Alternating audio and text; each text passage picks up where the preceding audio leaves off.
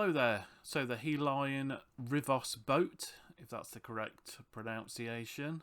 So this came in the box, no transmitter, components fitted in the boat, and a couple of mangled batteries. The overall length of the boat is about 2'3", 70 centimeters. So just going to remove the old ESC, and as you can see here, I tried to put on a small LiPo and it decided to go to smoke and yeah, melted that, so wasn't going to use it anyway, so there you go.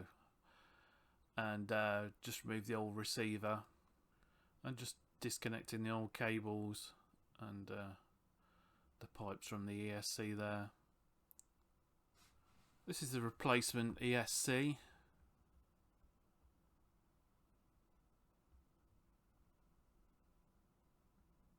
And receiver. Now I was going to put the ESC in a box. A box is a bit too big, so didn't bother with that one. And the seal round the boat is quite good anyway, so shouldn't think there'd be too much worry about water ingress.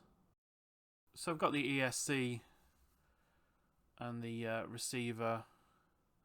They're attached to the inside top of the boat. And you're just looking for somewhere to attach the switch. Just velcroed in for now. There's some velcro straps already there to hold the battery. Got a few of these 1500 milliamp hours. Not very powerful, but they'll be okay for a test. So I've got the motor connected up there. Everything else connected, velcroed in place for now. So that's it, already set up, and we'll go and try it out at a couple of different locations.